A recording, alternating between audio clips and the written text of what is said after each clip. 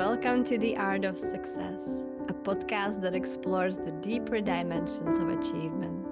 I'm your host, Daria Molnar, an ambitious yet soul-centered entrepreneur, coach, artist, a loving mom and wife, and in this space we'll dive deep into what it truly means to succeed.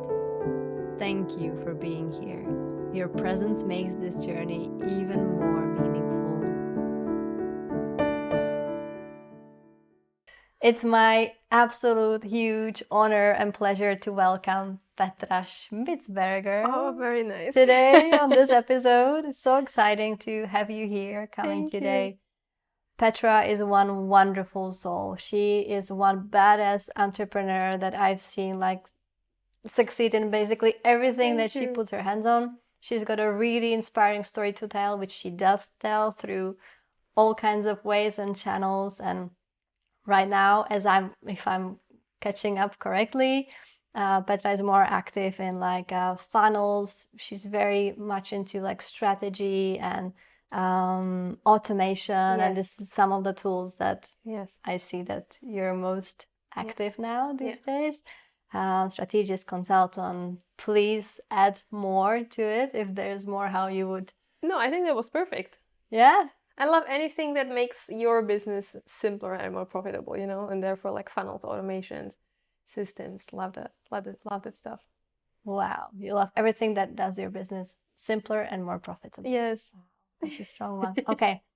Tell me about your story. How did you get here? Or rather, tell me what was the first thing in your entrepreneurship, and perhaps you're going to travel a few years in the back, in the history, right? So what are, if I ask you this, what key moments come up for you, at first glance, where you really felt okay, this was one of the key moments in my entrepreneurial? Oh, I think my burnout and my I would say burnout, because I was working in a corporate and I was the youngest manager in the entire company, and and my team was amazing. I moved to Vienna, to Austria, because of this, where I also met my husband, therefore my Austrian surname. That was basically the beginning of everything, because I burned out and I started questioning things, and I've seen that this is not how I want to continue living and working, and I knew that there's something more.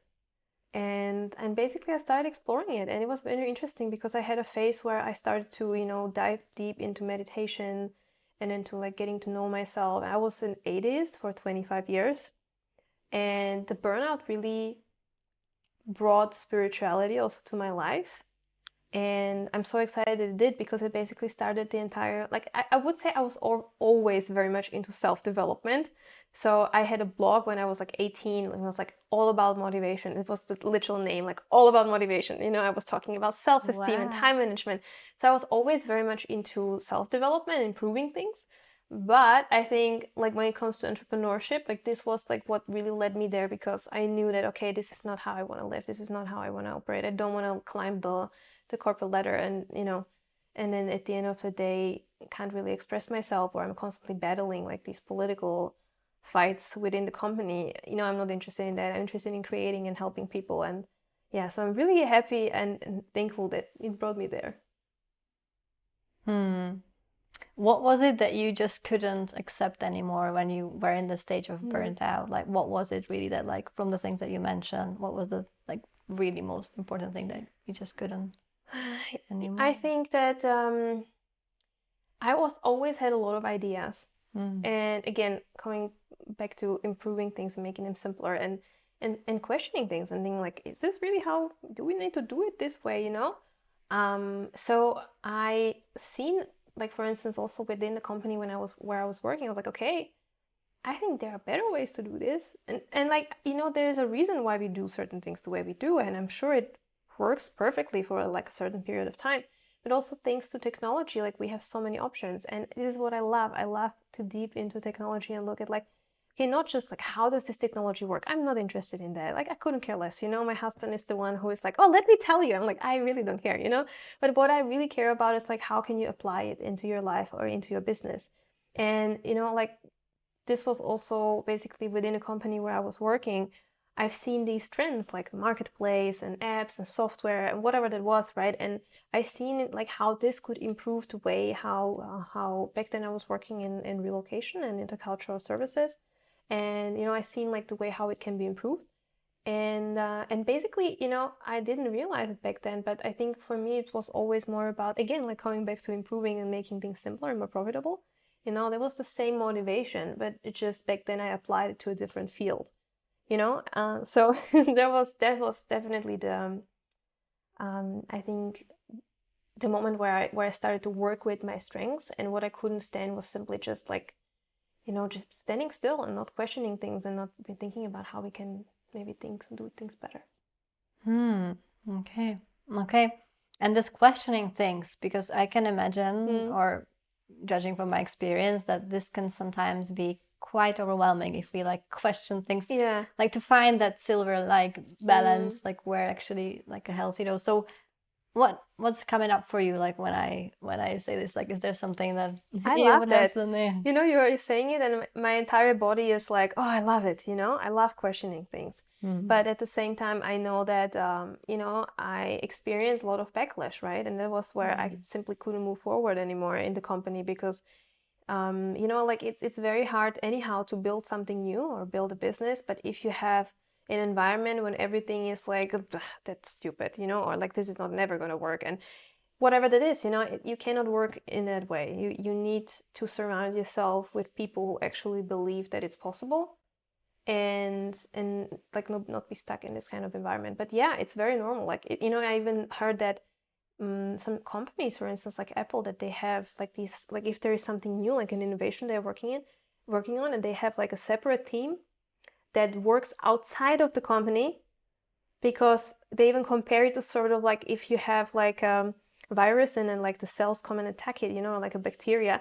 It's a very like tough comparison, but it's sort of like like you have this new idea and it's being immediately attacked by the rest of the team and company, because it's like something that shouldn't be there, almost.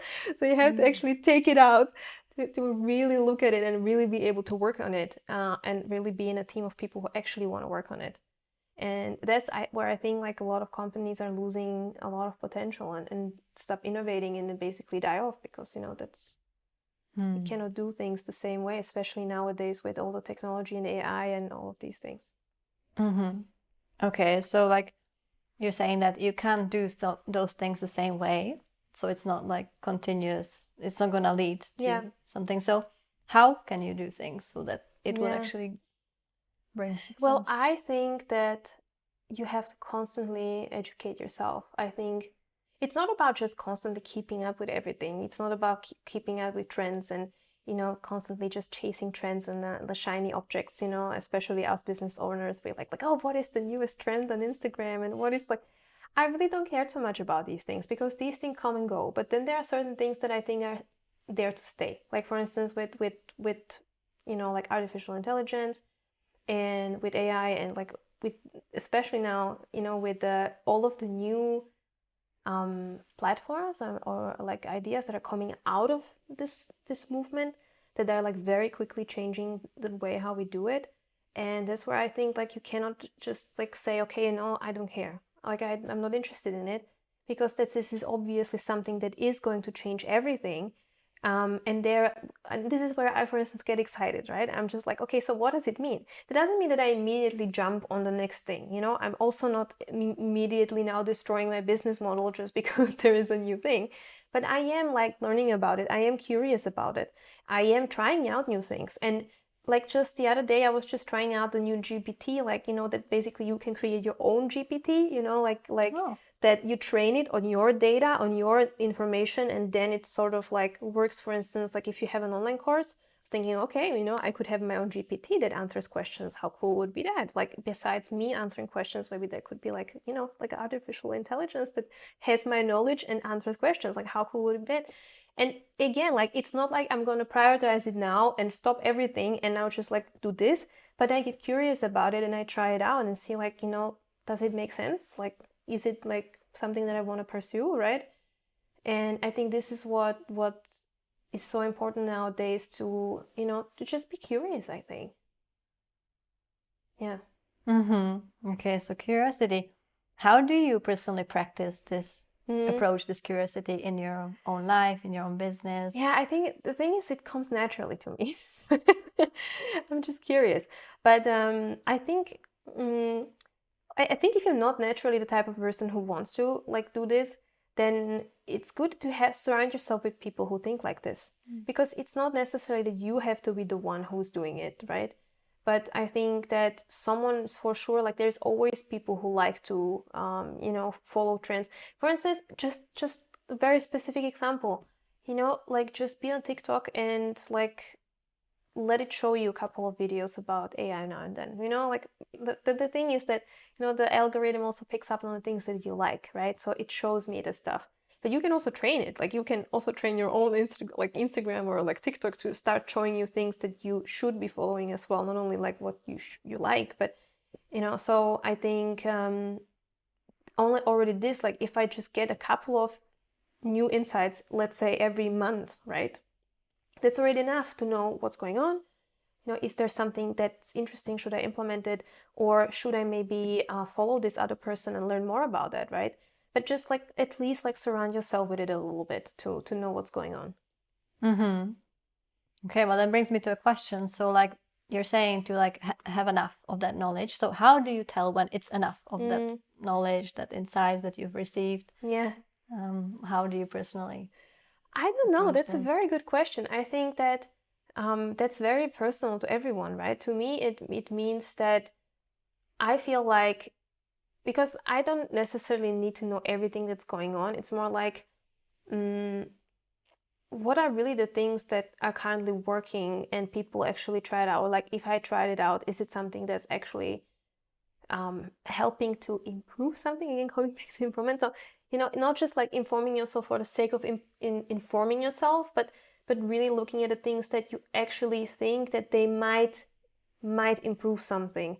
Because I think that's where people get overwhelmed, right? Because they think, oh my goodness, like I should know all of these things, or I should follow all of these trends, or I should do all of those things. And many times it's just like something that's like let's say that you're working with a video editing software, and like there is an AI for whatever that is, and it's 5% better. Well, is it worth for you to like learn everything new if it's just 5% better?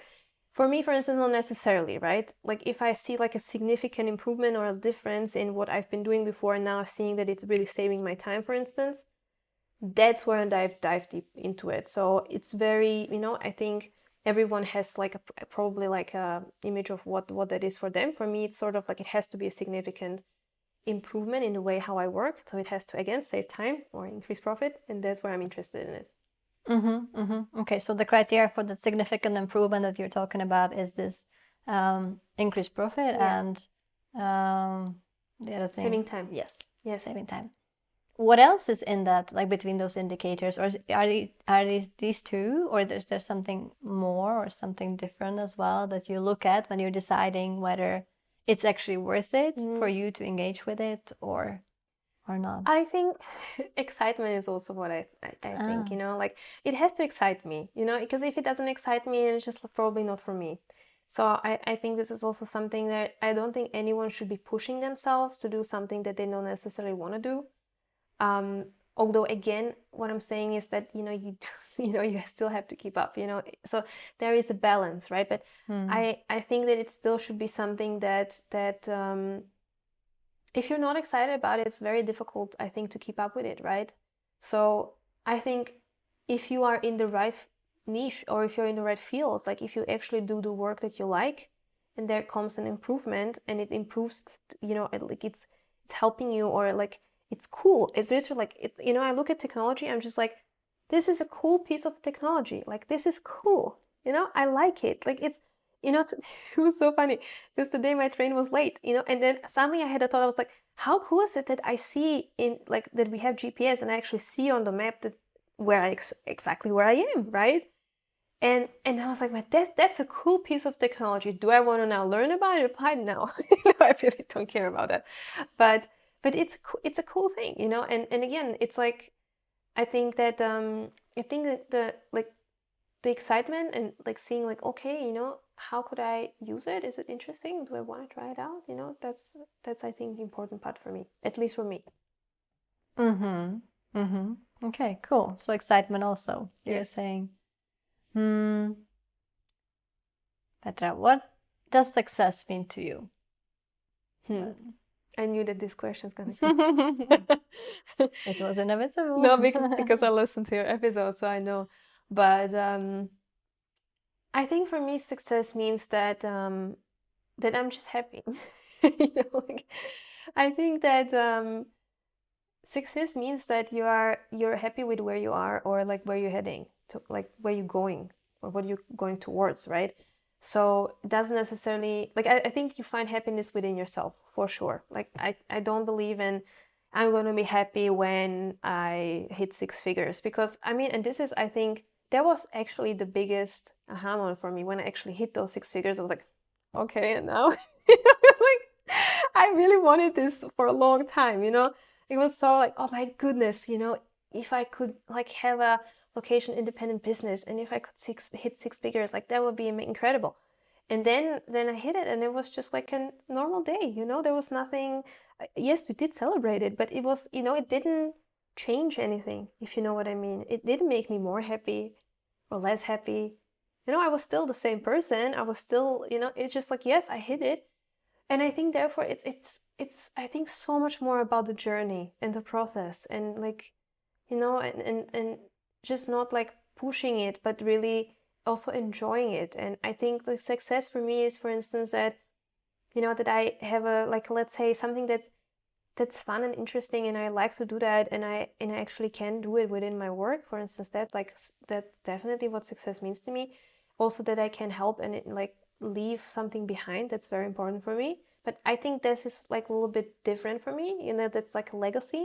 But success really to me means that, you know, that I'm content and like within integrity with who I am, what I want, and what like makes sense to me. So therefore I think like it must be something else for everyone, right? Because for someone else it might be completely something different.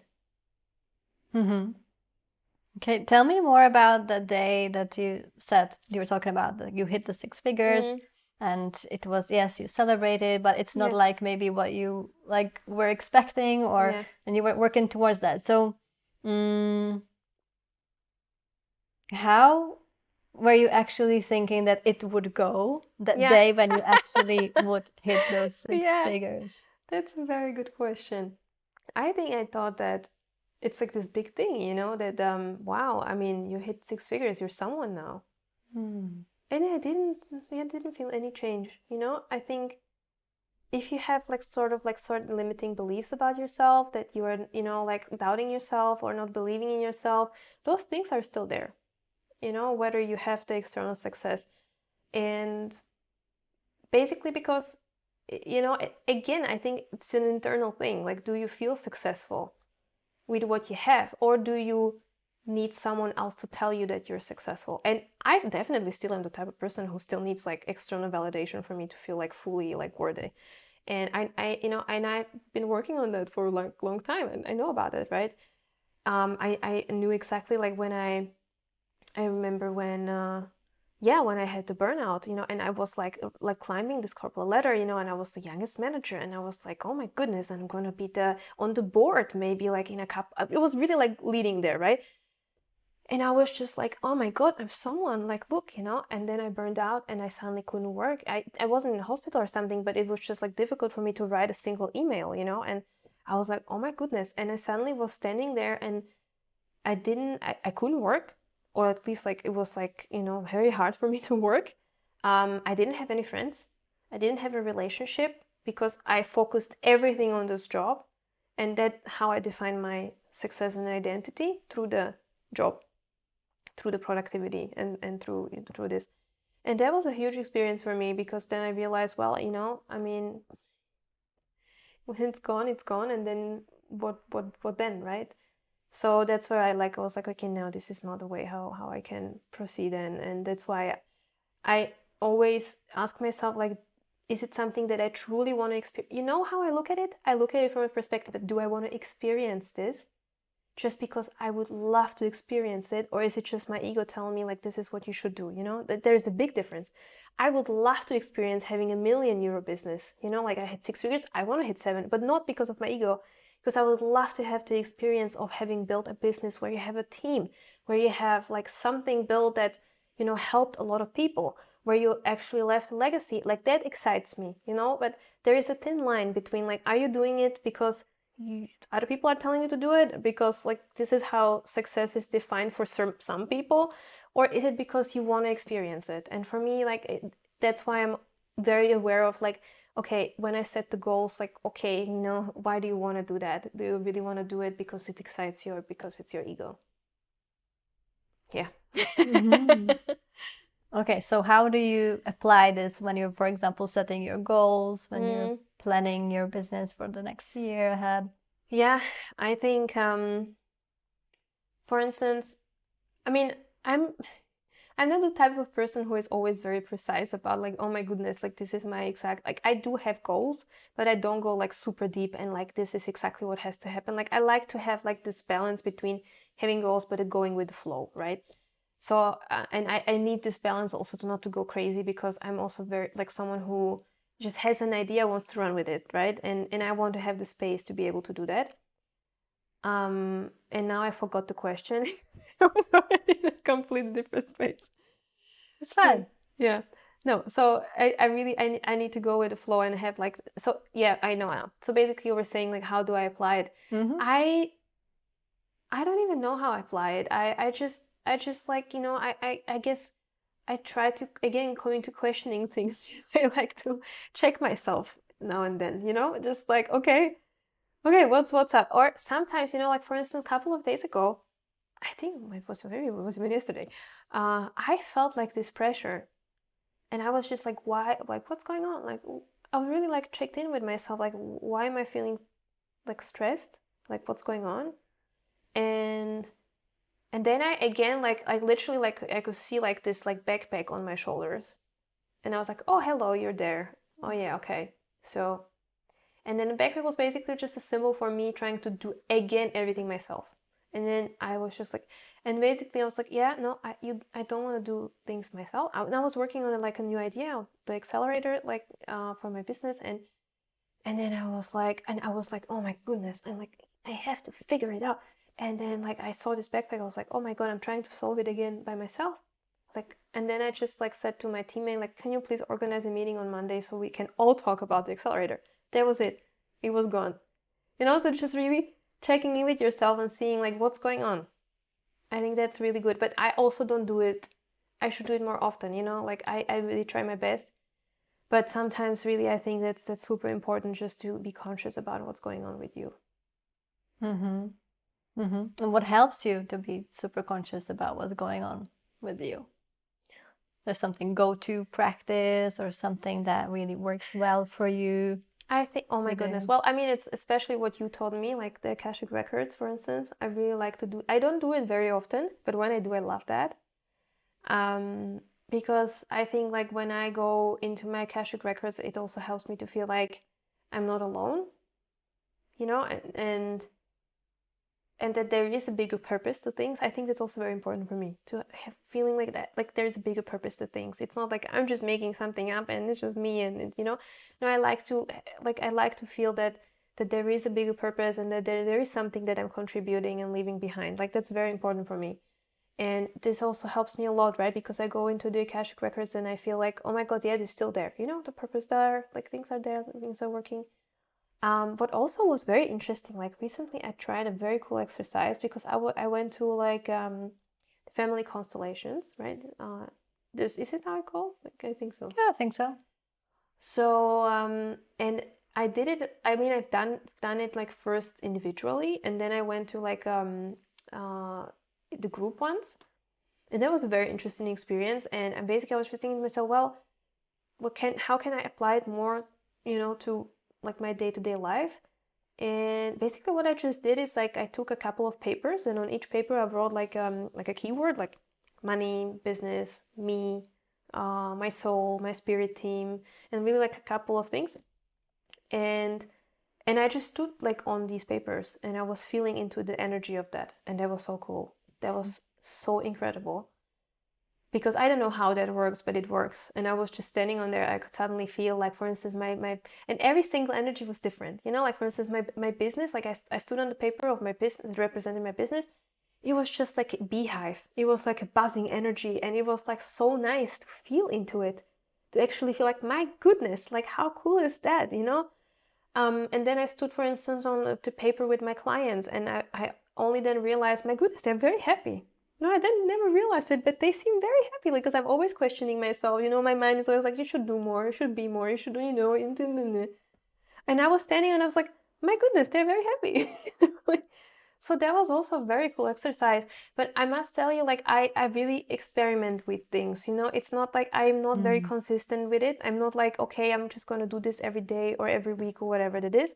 It's more like I intuitively like try out things and pick things that I feel like I need at that moment. So I think that's very specific to me, because I know that there's a lot of people who like routines, and I am more like the just like going with the flow. How is that paying off for you, that you're going because with the flow? Well, it pays off by me being sane, staying sane. Yeah, for sure.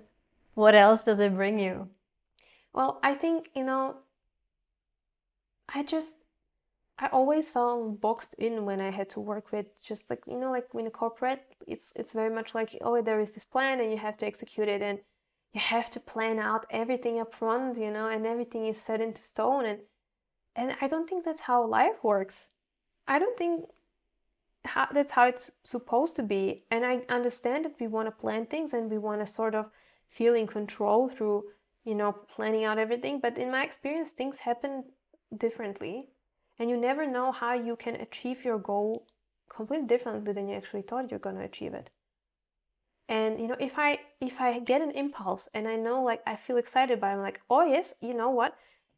Then I really go with it. And if I feel like it's like something that I'm just like, oh yes, it's a good idea, I don't try to, like, you know, there's also this thing, like, I'm really trying not to distract myself with too many things, because I have always like a lot of ideas.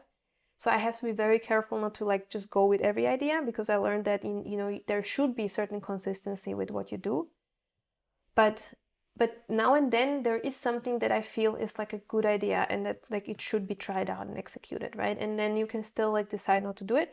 But in my experience now, I must say, like, that those ideas where I really feel like a pull towards it, and I feel excitement about it, and it's not just like today, but it's like over like a certain period of time, that's when I know it can be something. And like in my experience, that's where it usually like also is something that, for instance, like that turned out to be my signature online course for now, that runs now over a year, and we have a lot of students, and it runs really, really well, and it's like, yeah, I love this product, right? So, and it was also an idea one day, right? So yeah. Can you still remember the time when this idea just came to you? How was that? I think, my goodness, I think I was thinking about it a lot, actually. It wasn't just an idea that came, and it took me a couple of months for sure, or maybe even longer. I was really thinking about it for a long time. But I was sort of like, I didn't know how to execute it, because I had this idea for a course that would require also involving other people and other people's know-how. You know, I knew that, like, I didn't want it to just do one specific thing, but I really wanted to put it in like a system that would be more complex, and therefore I would need like different people. Like, I didn't know that I need them, but I thought, like, you know, I don't know how I would do this by myself. And that's why I was like, really, you know, I took my time to sort of like think about it, and basically then like the people started appearing, and then we started talking about it, and then, like, you know, it started to fit together. And only after that I launched it, right? But now, for instance, now I had this idea for the accelerator, and I was like, okay, next week I already want to, you know, go out with there and just try it out. And yeah, so it doesn't have to be like this, but sometimes I think, you know, each idea is different, and each idea is unique. And I also think you shouldn't rush yourself too much if you don't feel like it's ripe, you know, like it's not quite thought out, you know. Sometimes it's like, no, you don't have to have it figured out, like, just run with it. But sometimes it's like it has to, it needs some time. I think it really depends on what kind of idea that is, or what kind of, it's like different for each idea. Okay, so it's different for each idea, or other idea. But what's maybe you're noticing among those, because it's happened more times, as I'm hearing from your story. Where would you say that, like, okay, enough of ripening process, I'm going with it, I'm going out? So like, what would be, like, how would that happen? When would you decide that, okay, yes, I'm going out with it? Well, I think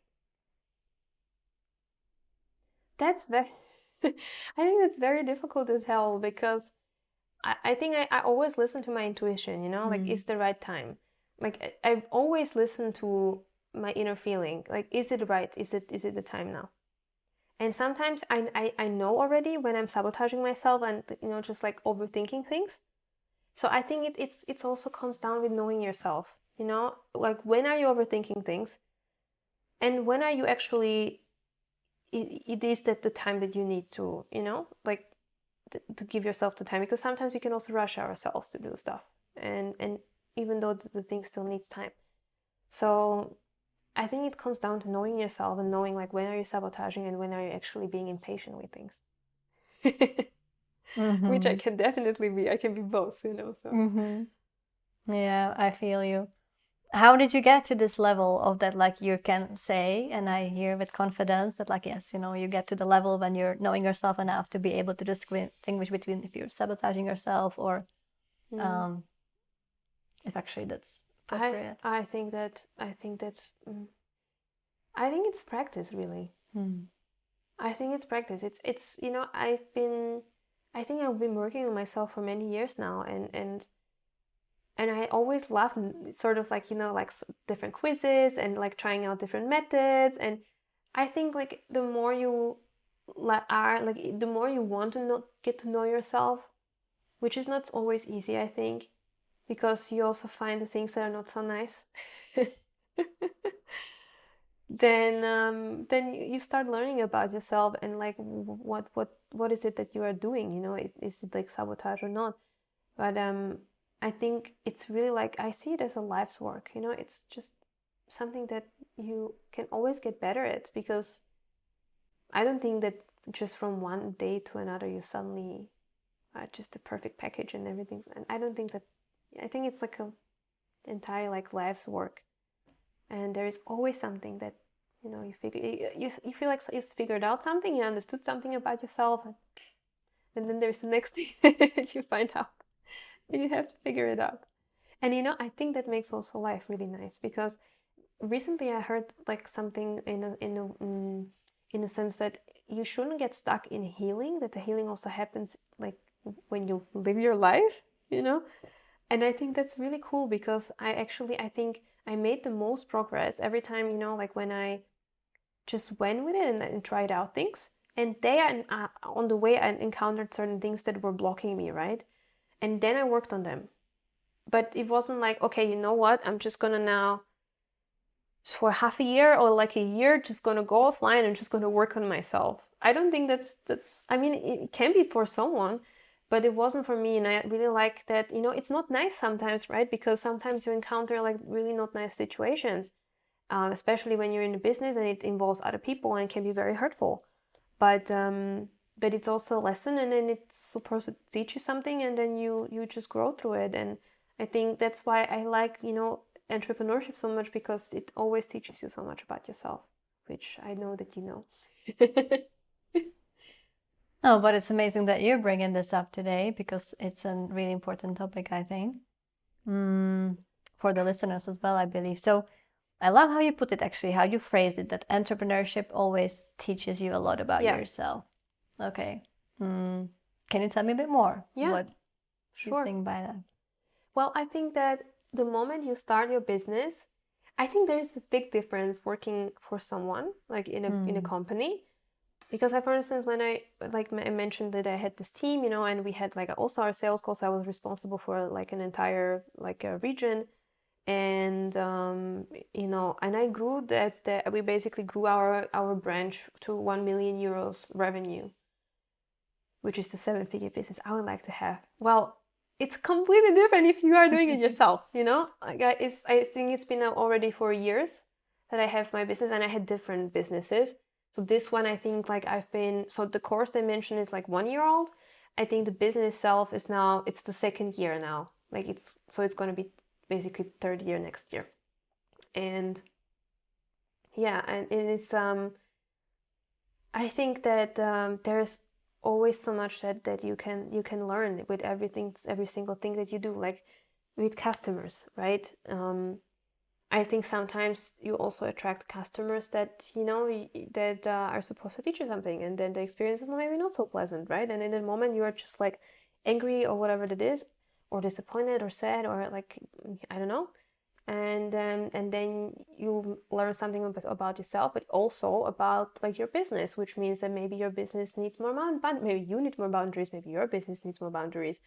And there are also like such things like like legal structures, and there's like so many things that, for instance, like this year I've been very much working about on the structures of my business. So I spend a lot of time and money to really have like proper terms and conditions and like proper procedures in case, I don't know, that someone's late with a payment, or someone didn't pay on time, or that's the same thing, but someone didn't pay and doesn't want to pay, or like someone is copying your stuff. Like this all happened to me this year, and these were like not very nice things. And but every time I was just like, okay, like what do I need to do? And then it's always also connected with you and what you, for instance, like I've been mostly working on my boundaries as well, right? Because I am a very nice person, and then people think that they can misuse that, and then and then they're very surprised when I actually set those boundaries. So this is, for instance, what I've been working on this year. But and this applies also in a business, right? Like, does your business have those boundaries as well? So that's just an example of everything, of all the different things that you can experience. Yeah, that's a funny thing that you're mentioning, in a way that I so believe that boundaries are extremely important. Now, somehow, to my field, this approach of that boundaries, maybe the word is not like correct, or that like, it can be a strong word, but I still love boundaries, and because it's really putting things into its like, place and meaning. Yeah. But what I wanted to say is that yes, the people's reactions, like as you said, that you're a nice person, and then somebody's going to be surprised when you actually utilize that, execute that boundary which is set. And that's actually, to them, it could feel like, like the worst thing that you could do, but actually it could also be like the nicest thing that you could do to them. And it's probably totally unexpected, and most people don't, maybe not even me at times, feel it this way. But I think it's very like powerful and like really potent space. I think so, because like if you never, I also think that the other person is learning stuff through that, right? And if you don't do that, then I think you're also basically not giving them the space to learn something. And of course, like it's always like I have my truth, you have yours, right? And it's everyone can react and do react however they want, basically, right? But that's also not my problem anymore, right? Because it's up to me to set a boundary. It's also up to them to then either go with it or not go with it, right? But I think that there is like, I also realize, I think, you know what, it's just like a cool example just came to my mind. I had a client who was really struggling to record, like basically, like we defined her funnel and like also the different products in the funnel, like webinar and lead magnet and upsell, and everything was defined. And she had to, like, she had a signature course that she wanted to automate, and then we also came up with like free products that would also like lead people into her funnels. And yeah, and then one day she wrote like, oh my god, she feels like she doesn't understand it, and then it's also like she's losing the joy in creating it because she doesn't understand it. And I already, sort of like know this behavior, so I was just like, okay, I just read it and I was like, okay, well, I of course will respond. But it was like she was also writing in the evening. I was like, she can be like also tired, whatever that is. But my teammate, who is now sort of like the account manager and project manager, immediately started to work like right with her and like, so what can I help you with? And like trying to really like, this trying to explain it. It's like, this is how it works and blah, blah. And I told her like, just that that people sometimes just need time, and just like not really has nothing to do with you, everything to do with them. You just have to give them the space to work on themselves or like work through whatever they're working through, right? And we just had a call this week, and then she said like, I'm sorry, I think that I was really sabotaging myself because I really didn't want to create like an evergreen webinar. Like I'm always used to having live energy, and I was just like, you know what, just sit down and do it, and now she's really happy that she did. Nothing to do with us, again, everything to do with her own process, right? And I think these are also the lessons that it's teaching me the more and more, that it's not always just about us, because we always take it like this is about me, but oftentimes it's also about like what the other person is learning through that. And if you don't set the boundary or don't let the other person to have certain experience, and I think it's also not necessarily good. But is it nice for me? No. I would love to have everything running smoothly and don't have to deal with any complications or whatever it is, but this is the way it is. Okay, I love how you said it, that you actually took that role of speaking to your team member, the account manager, and just taught her, advised her that yes, sometimes people need time, like in this case. So teaching, that brings me to the question of where do you believe that your like zones of genius are? That's a good question. Well, I think that I'm very good with coming up with ideas and sort of with the vision and executing it, but I'm not good at bringing it to the end. That's why I need people around me, because like I'm very good at starting things and like putting a lot of effort and power into like really like bringing something to life, but then it's sort of hard for me to do like the quote unquote boring things, like improving your course or like setting up terms and conditions or like having a follow-up sequence for if someone is not paying you on time, or like all these like practical things or things that are necessary for your business to run and also grow. Because if you don't have these structures in place, it's very hard to grow, right? Because then everything is basically chaos. And that's what I'm not good at. So that's why I realized I need someone in my team who sort of like doesn't have an issue with like also like following up on things and bringing things to the end and so on. So definitely, like for me, it's like I see myself sort of like maybe now I see myself this way. I mean, I didn't start so many companies, but I definitely see myself as a serial entrepreneur. I think for me, it's I deeply enjoy, just coming up with like this project, and I see it as a baby, and I'm just like, my goodness, you're so cute and so cool and whatever, right? And then I also don't mind sort of like creating a space for the baby to thrive. So it doesn't have to be just me. I don't have to. It sounds very weird because it's like, as a mother, you wouldn't just give away your baby and say like someone else take care of it. But for me, like my projects are sort of like this, that I see them sort of like, yes, I love them, but I also know that sometimes it's maybe not me who can give them the right things that they can thrive.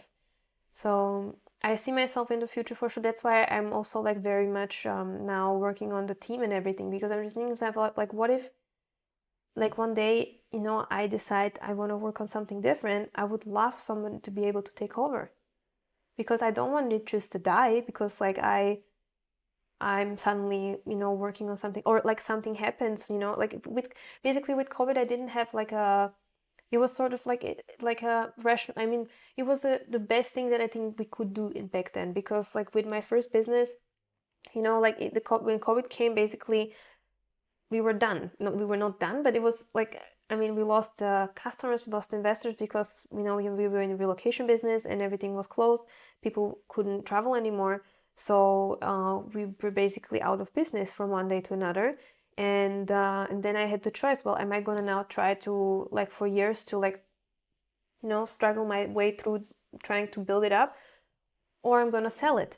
And you know, and I knew especially like back then the Austrian government, they wanted to offer these services also for free to basically enable to international talent to come to Austria.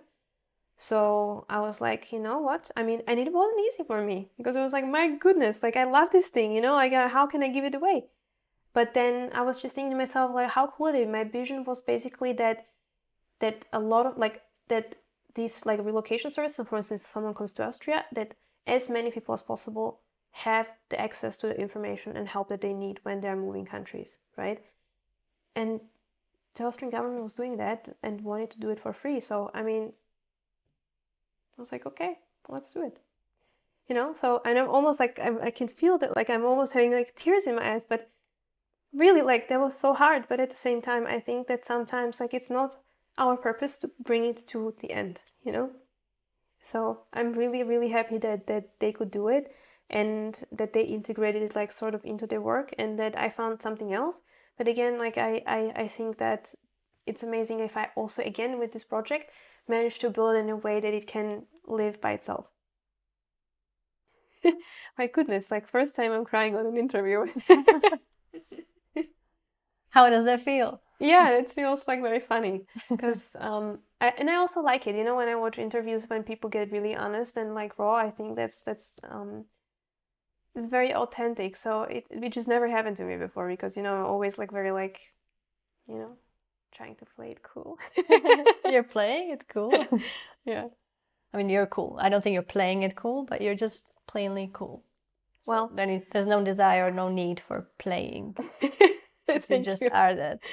Thank you. That's yeah.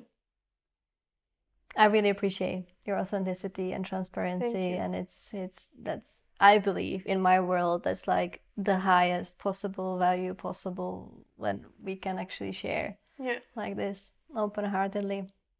Okay, Petra, if you would look back, okay, now you can.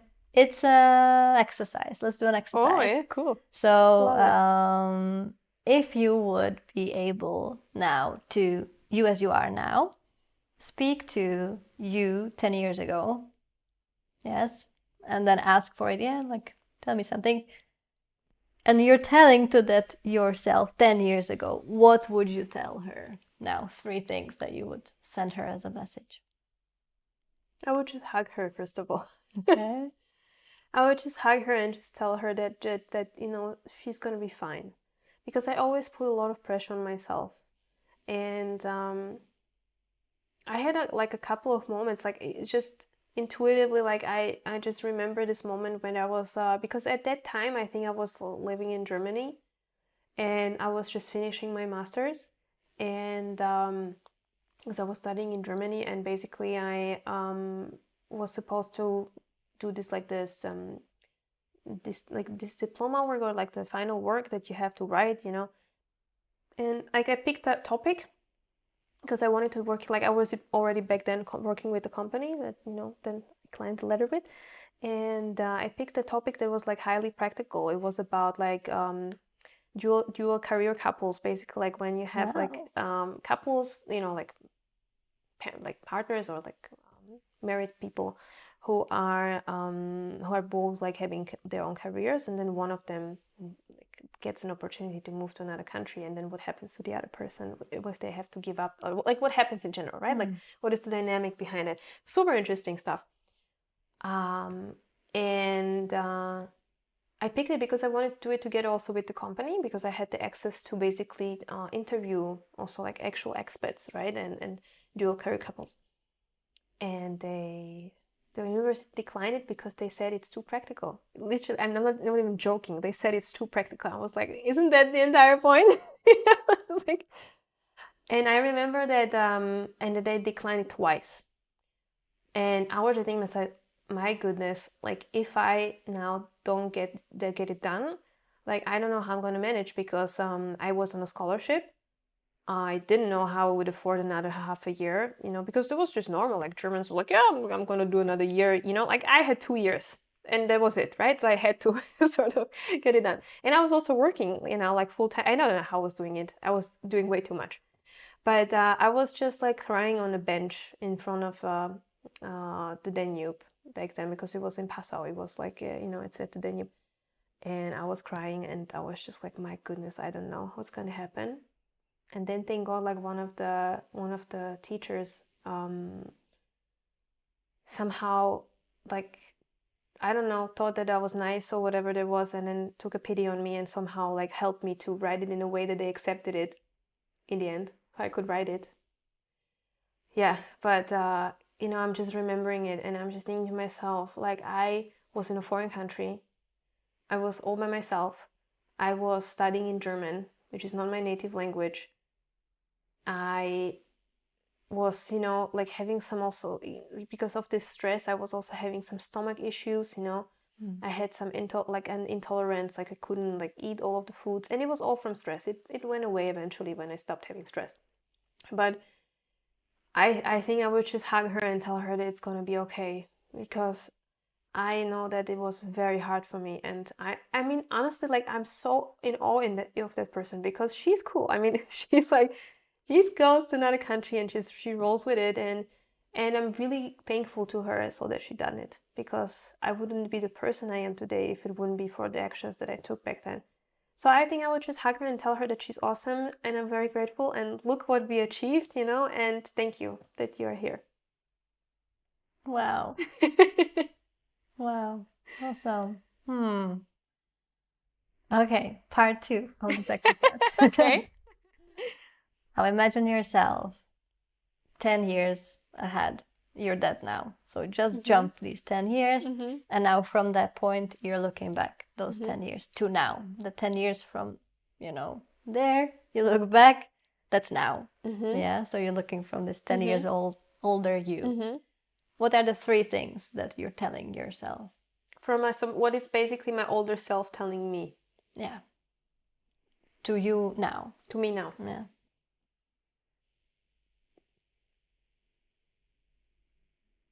I had a feeling, like when I imagine myself being older, I imagine like just not a cool version of me.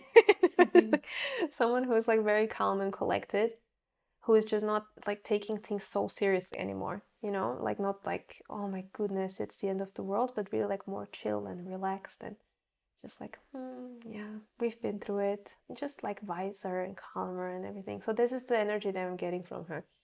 And I think she would again say the same thing to me, like, it's gonna be okay. Just like that I don't have to have it all figured out, that I don't have to know exactly, because oftentimes like I'm just like, I feel like I'm in a training still. So it's not like I'm still not fully there yet, if you know what I mean. It's like I feel I have a purpose, and I feel that I'm sort of in a training camp for the purpose.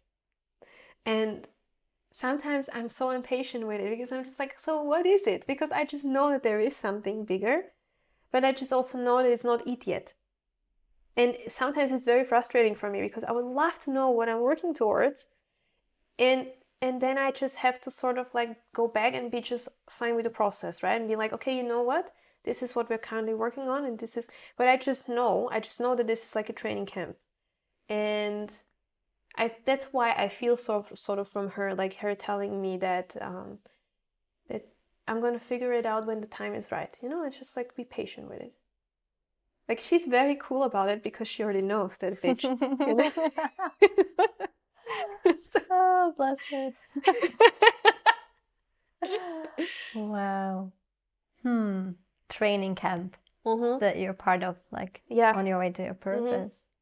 Where are you now in your purpose? What gives you purpose nowadays, where you actually feel the connection to it mostly? That's a very good question. Like, I've been struggling with this a little bit, because when I started my first company, it was so clear. It was crystal clear. Like, I just knew what it is. It was like, okay, I moved abroad. I had this experience. I took it and I created like a YouTube channel around it. I talked about culture shock and how to move to Austria and all the practical stuff. I grew like a big following. It like suddenly I had like 1 million views, and I didn't even know how. It was so cool. And out of this experience, I was like, I want to create a product that helps as many people as possible to move abroad, specifically back then to Austria, because I lived in Austria. I still live in Austria. But I was just so clear on it. It was so crazy because I remember, like, for instance, the name of the YouTube channel was called Boundaryless. And I downloaded that in a meditation. It just came to me, and it came so clearly. I don't know if I ever experienced this again, like, since then. It was just like, I was struggling, I was going through the burnout, and I was really, like, for like a long time, I was really working on myself. I was really, like, doing a lot of meditations. And I suddenly started, like, just scripting and writing things, and then just, like, it came through, and it was just like, you're gonna help, people create a boundaryless world. And I was just like, wow, that's cool. So I called my YouTube channel Boundaryless, and everything was so clear. I was so clear what I'm doing. It was so cool. And that's why I think it was so hard for me also to give it up, right? Because I clearly saw the vision and the picture. And then basically, like, with my project now, it's I definitely see who we are helping. Like, I know who we are helping. I know the transformation we offer. Do I know exactly where it leads? I don't see it yet. Like, I know that I want it. I see it's big. I know it's a big thing. I don't see fully what it is yet, because I think it's going to have much bigger impact than I actually think it has. It's not just going to be about funnels, for sure not. So I think, like, the funnels is just a part of it. But I know that since we are working with so many, like, cool people that are also very, like, visionary and, like, have also, like, a big impact on the world, and we help scale their work, which is, like, what drives me, because I love to scale work of people who are really contributing something good to the world. That's why I like to work with coaches and with, like, consultants and service providers who really are offering and especially helping people with relationship, money, and health. And underneath that, there's, like, a lot of different sub thingies. But I think that, like, I know, like, for instance, like, this is like the project, okay, we help scale the impact of people with help of funnels and automations. Like, that's very clear for me. What else? I don't know. That's what's sometimes frustrating for me. So I know that it's more, that it's not just about funnels, but I don't see it yet. And yeah, so I really don't know. And this is what I learned this year, like, to just, like, I don't have to know yet, because it's going to come to me when it's the right time for it to come to me. But that's why I'm saying training camp, because training camp. And the 10-year older you is just telling, just chill. Yes, like, exactly. It's coming. You're gonna just don't figure take it so out. seriously. Yeah. Exactly. Yeah. This is an interesting topic that what you were saying brought me to an idea, because that's something that I'm experiencing sometimes, especially after already achieving a certain level of success, of feeling that purpose, feeling that crystal clearness that you were talking about. And then we, like, go after this back into our lives, back into, like, not square one, because we're not starting from square one, which is where I'm heading with this thought, that, like, 100%. it is just trickier. Yeah. And also we have these expectations and already this. So how do you navigate these? How do you work with these? Like, when actually, you start a new business, new project, and you've already achieved success in the previous one. So it's like, you have to really put the ego away, because the ego is like, but I already built the YouTube channel and it had 1 million views. Like, I don't want to create a new channel that has 0 views. Like, you don't want to. It's also exhausting to be starting from scratch, for sure. But at the end of the day, I mean, it's like, again, it's your soul doesn't give a shit about these things. I'm sorry to say, it's like, it's not about, like, how many followers you have. It's more about the experience that you're having. And of course, like, if you want to have a lot of followers, that's completely fine. I do want to have a lot of followers. Like, I want to have a big business. But I think a lot of people get stuck in this. They get stuck in, like, I'm in this, like, I'm doing this, and I already achieved a certain level of success with it, so I can't just leave. And I'm just like, well, like, why? Are you happy? Like, because if you're not happy, then, why does it matter? If it doesn't, and sometimes I think that certain things have expiration dates, Sometimes it's just time to move on to the next thing. And as long as you're stuck in your ego that is telling you, but you already built this. I remember like people were telling me when I was quitting my job, but you worked so hard to achieve this level of success. Like, why are you quitting now? And now it's just like, well, first of all, I burned out. I also had bulimia because I was so stressed out I couldn't eat stuff, and therefore my diet was so like strict. Out of this, like since I was forbidden because of my health issues to have like also the stomach issues, whatever, forbidden to eat these foods, suddenly like you on such a strict diet, then that your whole body just sees a chocolate and is like, my goodness, look at this chocolate, and you eat the entire thing, right? And you don't even know how, and you end up like in this cycle, right? And I was just like, I mean, no, I mean, like, obviously this is not working for me, right? So, and it's like trying to tell me very clearly, like my body is like literally screaming at me, telling me that something's not right, right? So I think, I'm not really feel sad for people really when I see this, because I think that people are really making themselves miserable, like just themselves. Like my husband has a friend who works in finance, and he's a banker, and he doesn't really love his job. He doesn't like his job, but he's in Switzerland. He's very successful. It's like, he has the money and everything. And it's very hard for me. And I also see like people, like I had a friends, for instance, that were working in the UN, here in Vienna, right? Like they were working in the UN, and they really wanted to start something on their own, like wanted to have their project or start a business. And they never did, because they were in the UN earning like so much money, and like having the status and everything, that they just couldn't get out of there. So I really feel bad for them, because I think, at the end of the day, this is not what your soul, came here to do, like just achieve status. It's not about that. At least I think it's not. It's my opinion, of course. Yeah. What makes you stay in this, what you're doing, the business? Like, what is it that, you don't just disappear to get into UN or to Switzerland to, like get your 100K or how much? Yeah, 100K, achieve it there. Yeah. Like, what is it that's actually, motivating you, driving you, that you're deciding to stay and be building this? I think for me, there is no other option really. I really feel like I was born to be an entrepreneur, for sure. I don't think everyone is. I don't think it's for everyone, and it's completely fine, But for me, like I wasn't meant to be in a corporation. I wasn't meant or built to be in a space where I can't express myself or express my ideas or build onto life, So for me, it's really, I see my business as something that is an expression of myself and the people I work with.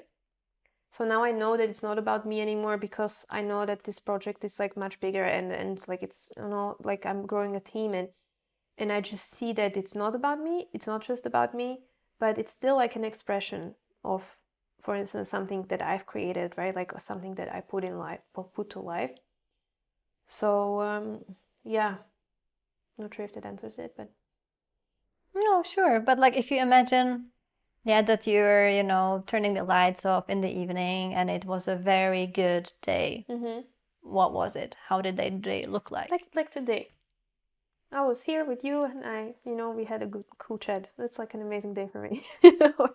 Or like when my team visited me, and we brainstormed on like new ideas, or just in general, like having a genuine connection, for instance, with them, seeing where they are coming from and learning about them, or a customer telling me that they achieved something that was really important for them. So for me, I think it's always about, like, it's very funny, but it's about other people, like a lot. Because, I think my business would be nothing without other people, right? Because you're always serving customers, right? And you're like working with other people to build it to life, whether that's like your suppliers or your team, whatever it is, you still are surrounded by people. Even if you're starting out, maybe just that you have an accountant, or like you have, someone who edits your videos in the beginning, whatever it is, like, and suddenly like you have someone who's helping you. And I think like if you manage to have like good relationship with those people, and it's fun to work with them, I think, at least for now, for like, this is definitely what I'm like feeling now, that for me it's really about experiencing things, so being able to do those things and experience those things. So I'm no, yes, it's cool if I hit my sales goals, but it's much more meaningful, if I actually get to connect with people and experience things with them together. I think that's what's very nice for me. Wow, that's so beautiful. And I even wrote it down, like when you were talking about, like, you as well, you laugh, when your clients as well, like, tell you that, yeah, this happened or this, they reached this, but you add it because it was because you know how important it was for them. And I just wanted to, like, amplify this because I believe this is so actually rare. And it felt so genuine how you were saying it. And what did I say again?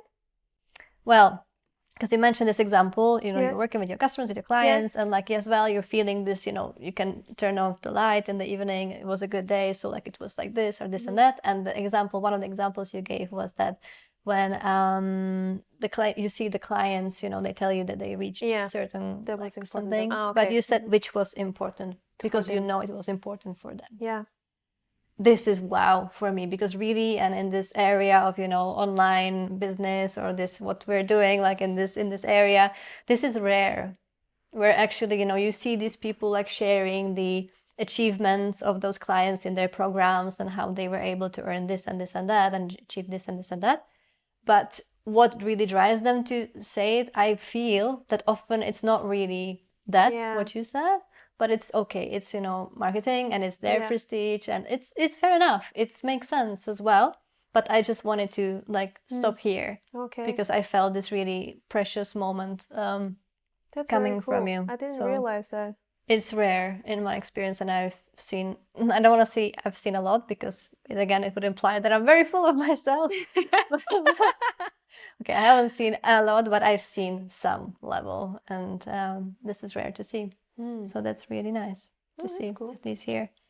I also wanted to say that, like, the word experience, it feels like really it's something extremely important to you, because like you've said it, like, so from the beginning. Yeah. Just wanted to reflect on that. I also realized that. That's very nice to know that, because I think the word experience, it's like about experiencing things at the end of the day. Yeah, that's why, it's not just about the results, because the results, it's not going to bring you this, like, it's cool, but it's, I think the experience of it makes it, like, worthwhile. Like, oh my goodness, I experienced it. Like, when I was in India for 7 days, did I have to do it for my business back then? Not necessarily. Was it an amazing experience? It was. Like, I was, like, actually on a business trip for my own company in India, and I, like, visited companies in India and talked business with them about my own company. Like, how cool is that? Like, they didn't bring anything to me? No, because, like, I was thinking about India, but it wasn't really a priority, right? But it still was an experience for me. And to this day, it's still so cool when I remember that. It was like, yeah, it was cool. So savoring those experiences is something, Yes, I think I'm the type of person who collects experiences, not things, I don't care about the Gucci bag. I really care about the trip to India. So for me, it's really, and don't get me wrong, like, I like nice things. But sometimes I think the only type of success we see, or like how we think success is being defined, is like, oh my goodness, like these rich people with, like, expensive watches and expensive clothes and big houses and big cars, and, like, not just one car, but like 10 cars, whatever that is. And for me, it's just like, I love to buy myself a nice thing, or like, especially I'm also more minimalist. So, like, I'd rather buy myself one nice thing than like 10 different things. But if give me now 2,000 euros to either go buy myself, like, Saint Laurent bag, or go and invest it into a flight ticket, or put it in and pay my teammate, it's a very clear choice what I'm going to do with that money. So obviously buy the Saint Laurent bag. Yes, exactly. It doesn't mean that I cannot buy myself some, but for me right now, like, of course, when I'm so successful, I have so much money, maybe I don't care anymore. But right now, like, it's about priorities, like, and what you prioritize.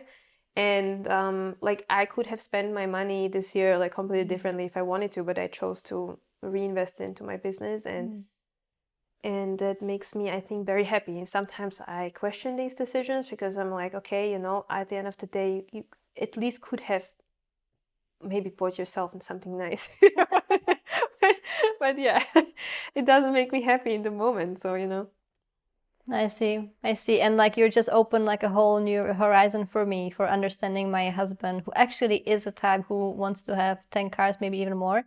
But not for the reason of having like to showing off. No, experience, because he loves cars. He knows everything about them. He's deeply studying them. And he just wants to have that access to that experience. So he really doesn't care what people think if they see him in this car. That's like that's different. But it really like that just clicked for me, that like, okay, it's really about the experience for him. And I believe you, because I think there are people who love to have an experience of like having like a full wall full of like beautiful bags, and that's like what they value, and it's completely fine if they do.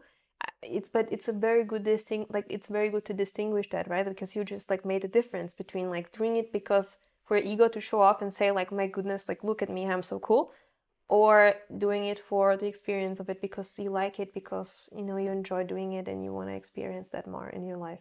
So that's a very good comparison. Love that. Betty, if there would be some message that you would send to the people, a real human being who's going to tune into this episode, either listen or watch it, what would you tell them? I would tell them to, it sounds cheesy, but to allow themselves to just be themselves. Just allow themselves to really experience being themselves and like be curious about who they really are. Because I know for myself that I was always very much, I didn't mind being different. For me, I was fine with that. I always, like, sometimes I do feel that I would love to belong somewhere, and sometimes I feel like I don't, but then I think it's also like a choice, right? And then like we meet and then I feel like I belong again, or like like I meet my team and I feel like I belong again. So it's also a choice, but it's, everyone is different, and I think people are just so scared to really show who they are and just live out their dreams and live out their potentials as well. Because I'm very I'm very much into I if I would leave something behind, I would love to sort of help people to fulfill their potential. Like if I could contribute to that, it would be amazing. Because I think like people, unfortunately, like are not even 5% of what they could be. I think that we could be so much more if we would allow ourselves to be that. Not like more in a sense you have to be more, but in a sense of to be yourself and like using your gift that you have. Because I really believe everyone has a gift. There are people who are like, come on, like not everyone is talented. I'm not talking about like that everyone has to have, like it has to be a marketing guru or whatever it is, but like everyone has, I think, their unique set of like traits and skills and experiences that make them in their role valuable to humanity.